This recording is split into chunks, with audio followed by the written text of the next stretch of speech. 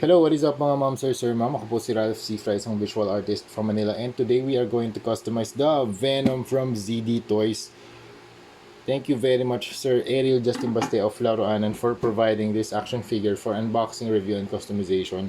So yun, kung gusto niyo bumili ng Venom, actually naka-prepare na siya for customization. Kung gusto niyo bumili ng Venom, pumunta lang kayo sa Laruanan on Facebook and Shopee. Okay? Marami siyang products doon. They have, Laruanan has Iron Man action figures. They do have mga Carnage, Transformers, yan. Punta lang kayo sa shop niya, okay? So yun, thank you very much Laruanan for sponsoring this video. Pinirmahan ko na yung base and naka-prepare na rin. Minas ko na rin yung mouth niya using blue tack. And isprayan natin siya using this. Ito yung favorite kong primer, Bosny Flat Black. So yun, sprayan muna natin yung mga pieces. Tapos babalikan ko kayo, okay? Alright, we are done with the flat black primer. Ang ginawa ko dito, 2 multiple coats. So yan, tapos na. And dito sa mga joints, mag-apply kasi ako ng dito, ng dry brushing. Kaya hindi ko na siya in-sprayan. So dry brush ko na siya, tapos top coat ko na lang. So walang mababago sa articulation nito. Okay? Yan. So next step natin, mag-dry brush tayo using ito muna. Ito yung mga series of paints na gagamitin ko Intense Violet, Purple, tapos Blue, tapos Light Turquoise, tapos i-mix ko itong dalawa, and finally, i-mix ko yung White, Green, at saka Deep Green for the last layer of highlights. So yun yung gagawin nating method ng dry brushing, kaya masaya na naman to. Natutuwa talaga ako sa dry brushing. Yun talaga yung favorite process ko dito sa pagdating sa toy customization. Okay, tara simulan na natin. For the dry brushing, unahin natin to Intense Violet from Hero Paints. So, yung technique kaya natin siya pinrime ng black kasi yan na yung darkest color natin. So, we'll go from the darkest to the lightest. So, ito yung susunod nating ito yung una nating paint na pang dry brush. So we have Hero Paints Intense Violet. Medyo malabnaw siya kaya magmi-mix tayo ng Deep Purple from Armored Komodo. Try natin medyo malabnaw kasi siya. Tapos ito yung brush na gamit ko. Yan, shout out to my wife for providing these makeup brushes. Perfect for dry brushing. Yan. So sa dry brushing technique, i-dip natin yung paint dito sa sa ating palette. Yan. Tapos, let's remove most of it. Make sure na loaded pa rin yung brush natin Loaded pa rin yung brush natin ng pintura. Tapos, bago nyo siya ipinta rito sa action figure, I recommend na sa likod muna. Kung ayaw nyo yung rehistro ng paint dito sa figure, at least nasa likod siya, di ba? Yun. Yan, kung medyo konti na lang yung paint sa brush and loaded na rin siya, very lightly, i-damp nyo dun sa surface. Okay? Very light lang. Hindi nyo kailangan. Pwedeng yung movement nyo, circular. Pwedeng back and forth. Pwedeng up and down yan.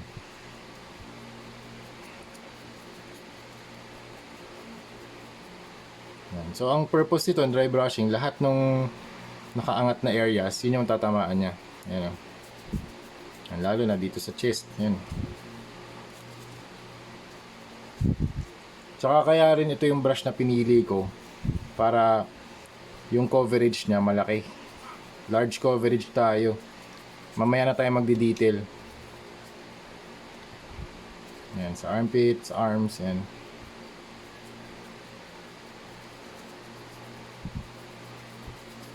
Kaya pwede natin itong gawin technique dito sa sa joints yan. Kasi the dry brush din naman natin yan. May transition pa rin.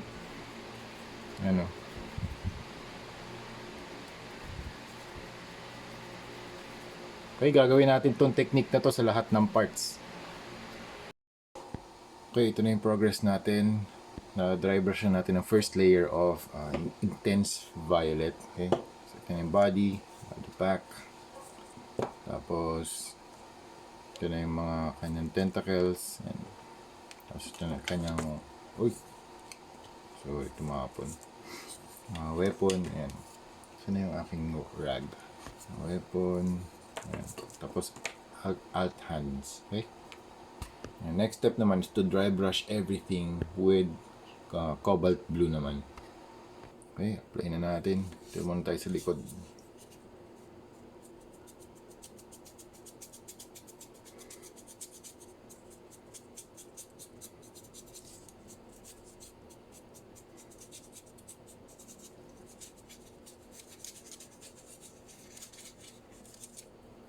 Okay, so yan siya. Yan yung progress for the blue. And i-apply natin to sa lahat ng parts. Alright, ito na yung progress ng ating work. So, tapos na yung cobalt blue na dry brush. And next na gagawin natin naman, ito naman yung kulay na gagamitin natin. Light turquoise naman yung pang dry brush natin. Okay din, tara start tayo dito sa my body. Ayan o. Tapos nagkakaroon siya ng highlight. Mas na-define yung mga muscle groups. May lumalabas din yung mga texture niya.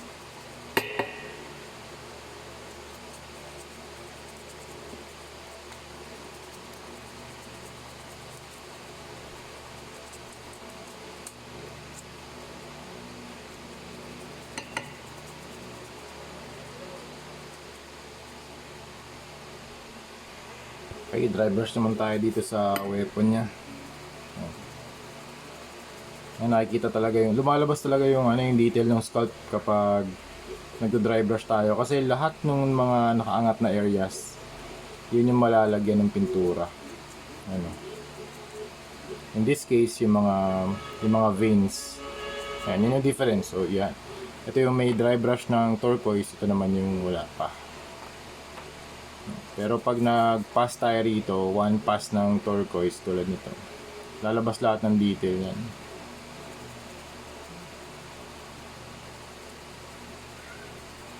Yun. Okay. Alright, ito na yung progress natin. Naka-apply na tayo ng dry brushing using turquoise and clear sa body. Lumabas din talaga yung mga details ng kanyang sculpt. You have the veins, the muscle groups. Tapos ang last na gagawin natin dito for the dry brushing face ay ito. Turquoise, light turquoise naman mixed with white.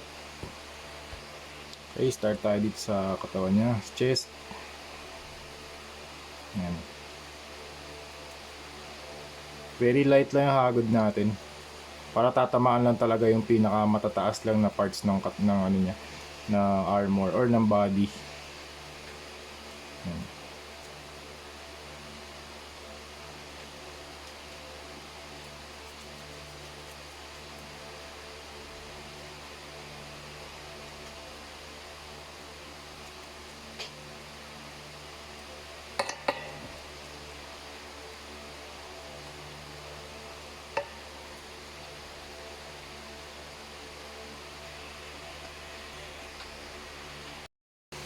Okay, next na gagawin natin, dodrawing na natin yung skull dito sa chest ni Venom. Gagamitin natin water-based acrylic primer matte white from Hero Paints.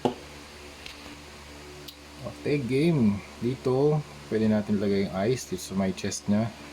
So, start tayo dito sa chest. Okay, nilagyan ko ng medyo matubig yung brush natin para mag-flow yung paint.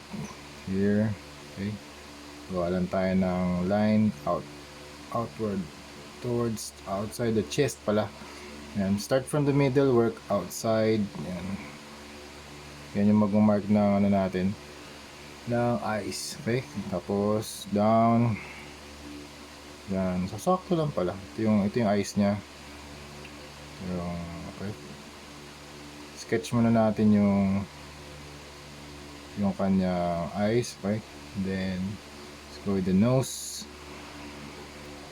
Ito yung nose niya.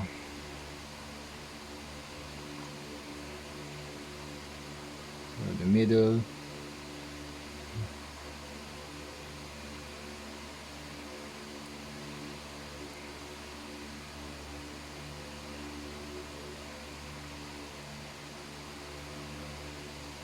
Okay.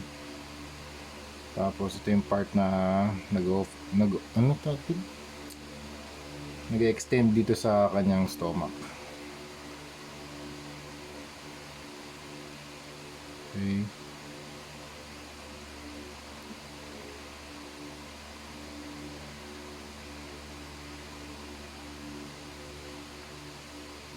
So ito rin sa opposite side, nose. Okay.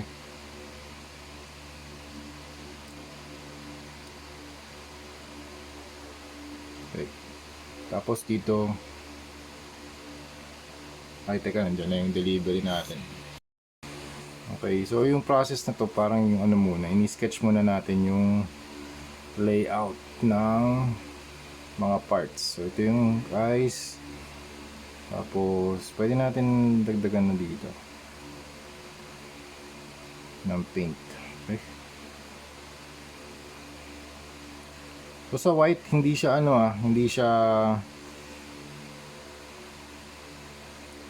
hindi 100% opacity lagi yung puti.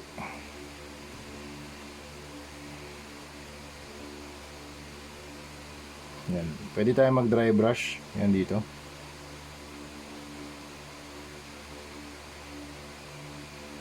No, don't worry about the details kasi pwede naman natin baguhin yan eh.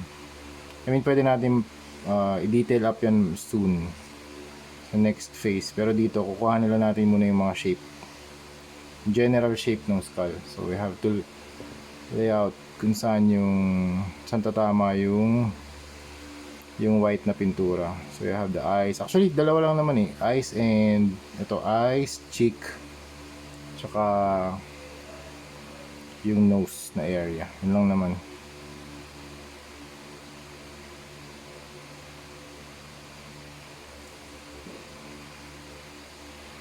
Okay, so ito na yung progress ng skull natin. So, oversized skull siya dito sa chest ni Venom.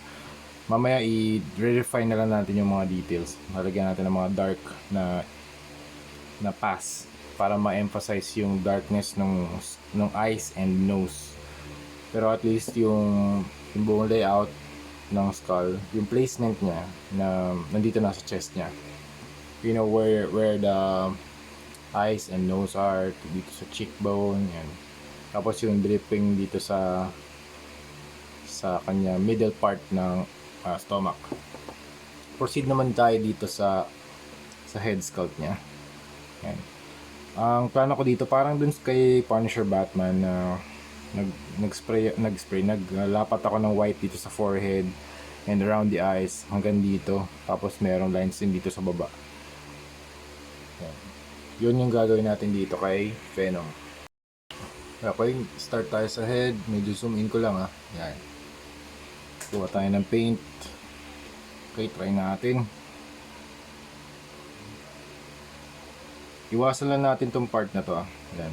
Kasi gagawin natin dito parang instead of white yung mata, gawin natin white yung labas ng mata niya.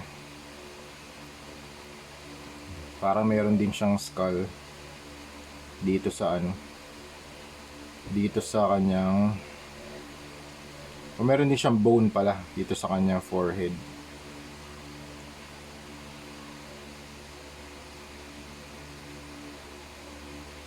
Yan.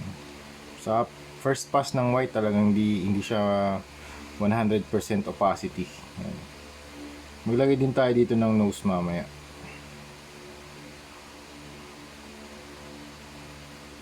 Yan. Pero for now, ganyan muna.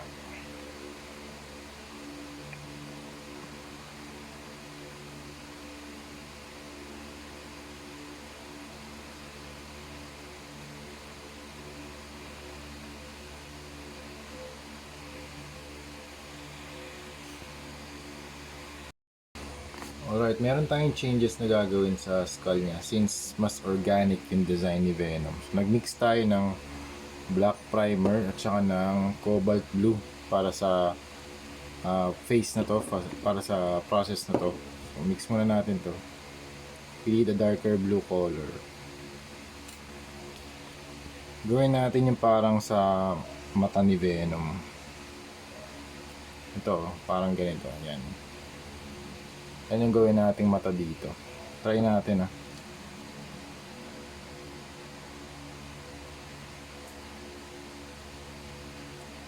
Okay.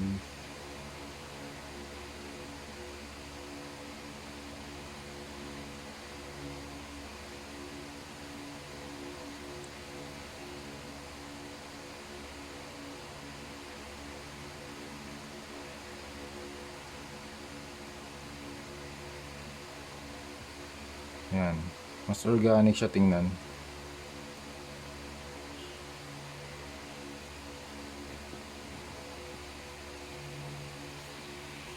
So yan, mas organic na yung shape ng eyes niya. Tapos add natin yung shape ng kanyang nose.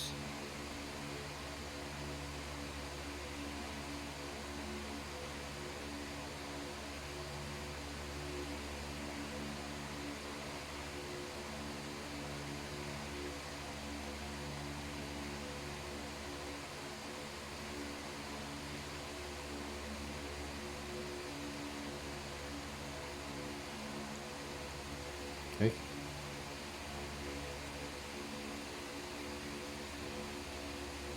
Hindi naman kailangan maging sobrang clean paint job to eh.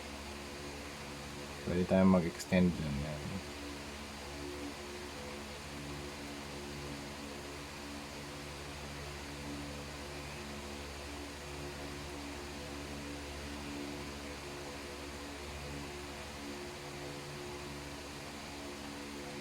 Okay.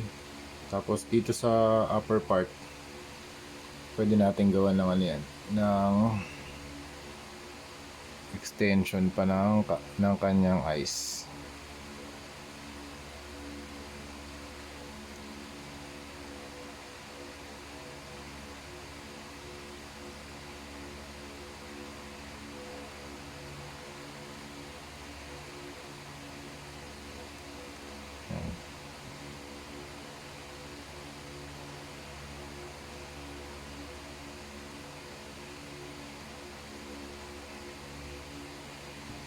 Okay, something like that. Okay, so ito yung progress natin sa chest and ito naman yung progress natin sa head. Okay, so ang gagawin natin dito sa head, maglalagay pa tayo ng highlight dito sa mata. Siguro red, maybe red eyes tayo. Alright, ito na yung progress natin. Gumawa ko sa'yo sa Facebook kagabi. So here's the body and the body. Tapos yung mas organic na siya, then parang meron mga white na elements or white na strings or white na liquid or ano ba yun? Symbiote yun na nag-attach from this part to this part. So parang ano siya, parang some sort of very very thin liquid yan. Tapos gumawa na rin ako ng mga additional lines dito sa likod, sa gilid, papunta dito sa likod niya, around the ribs and the back. Tapos I also added this, yung mga skeleton or bone part ng hand. And also this one, yung kanyang head. Ito ginawa ko sa Facebook Live. So if you want to add me sa Facebook, you can search Rain Cifra. My YouTube channel is Ralph Cifra. My Facebook name is Rain Cifra. So ito ang ginawa ko dito, black na base coat, tapos I added red, orange, and yellow, and then white. Yan, para sa eyes niya. Tapos dito naman, gagawin natin sa isang head, gawin naman natin siyang green, bright green siguro. Okay?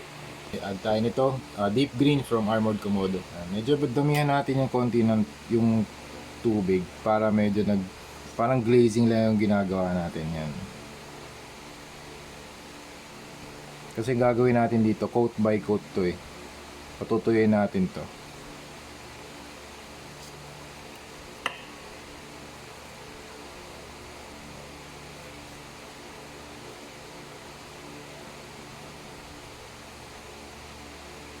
Okay. Okay, next color naman, lime green. Okay, add natin dito sa kanyang eyes.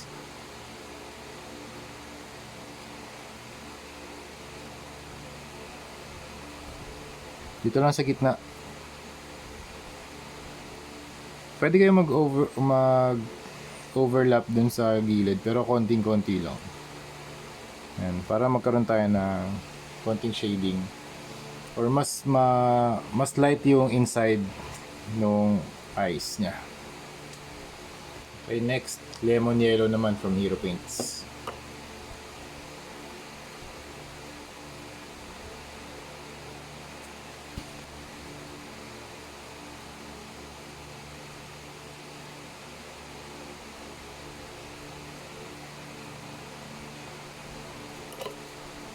Okay, tapos yung last, mag-apply tayo ng white.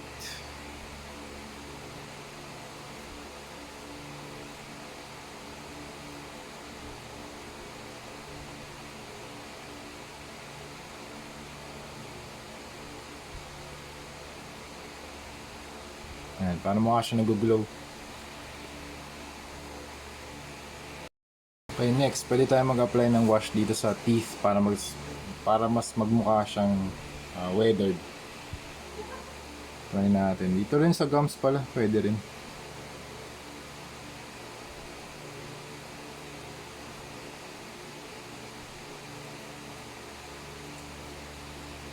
Alright, next, dry brush tayo ng warm red dito sa dila niya.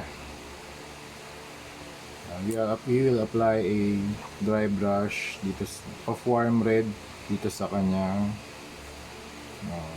gums and tongue. Dito.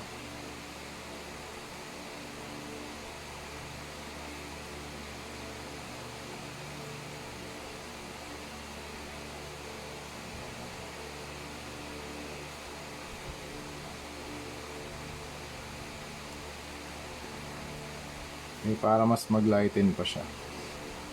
Next na dry brush nito with white naman. Okay, next na dry brush naman with white. So, mas light na yung patong natin dyan. Kakaroon siya ng highlights. Ayan.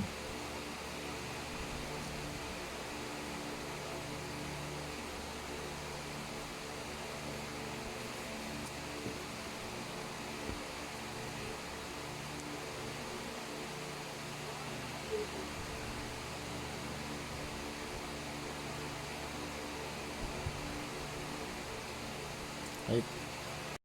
Okay, next naman dito sa weapon, the dry brush natin ng white primer tsaka white primer from Hero Paints tsaka Armored Komodo. Try lang natin sila pagsamahin. Tingnan natin kung ano magiging effect niya. Okay.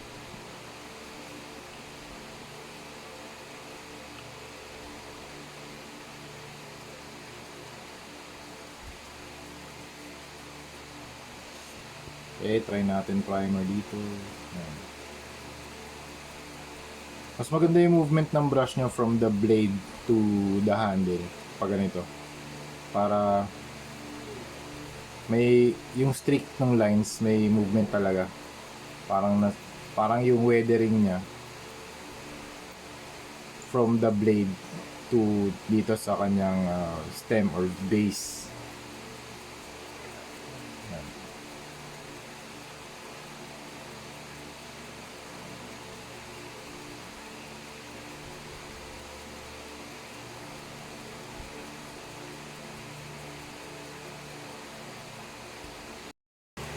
Okay, after 3 to 5 coats of white, ito na yung itsura niya.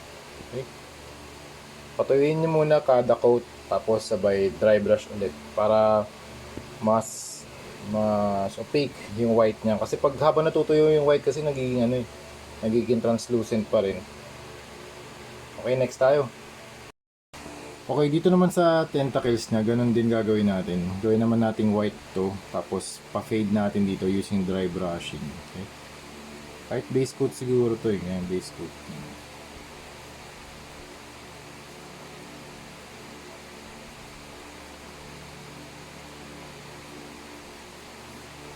Tapos pa-fade na lang na habang nagpo-progress dito sa base or sa stem, dry brush natin. Para medyo feathered yung effect niya. Ayan.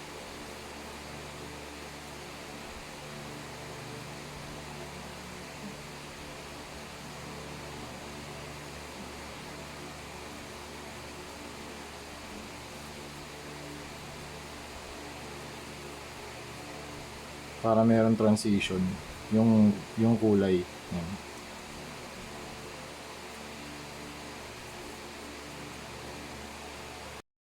So yun mga ma'am sir, tapos na tayo sa ating Venom X Punisher. So this is the head sculpt, you have the green eyes, tapos meron din tayong toxins sa teeth, you have the washed na dry brush yung teeth ng white, tapos winash natin ng black yung teeth, tapos dry brush ng white. So this is the alt head. Gusto naman yung isang kamay, you have the bone pattern here sa kanyang mga fingers. Tapos ito meron dito alt hands din, you have the fist hands. Tapos you have the base and the sign box. Meron tayong sign box dito. And ito na yung figure natin. Ang last na ginawa ko dito ay nag-dry brush ako ng green, tsaka turquoise, tsaka white. Yan, mix yung tatlong yun para magkaroon tayo ng last level of highlights dito sa katawan niya. Tsaka top coat pala. Nag-apply na din ako ng top coat dito. Yan. So I have the weapon. Nakailang pahid ako ng white dito para mas opaque. Kasi pag naglapat ka ng white talaga sa mga over base colors, lilitaw pa rin yung mga base colors eh. Kaya dito sa mga part na yan, nag-apply ako ng mga 3 to 4 coats or kahit nga 5 coats pwede. Yan. Dito naman, you have dry brushing dito sa part na to, sa may gitna, sa may stem ng green, turquoise, tsaka white. Yan. Dito rin sa likod. Yan. Dami niyang tentacles. Stig no, nagagandahan ako sa build nitong Venom na ZD Toys. Malaki to. Ang height niya ay around, alam ko 8 inches to.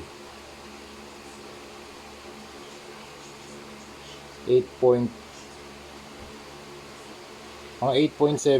inches. Pero pagkasama yung tentacles, mga 9.75. Malaki to. Tsaka yung width niya 8 by 8, so 8 inches din siya. 8.75 yung height.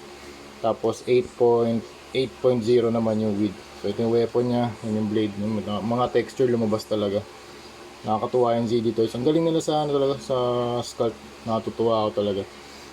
So kung maganda rin yung sculpt and na-apply ng paint, mas lalabas yung detail nung canvas ng laruan. Okay?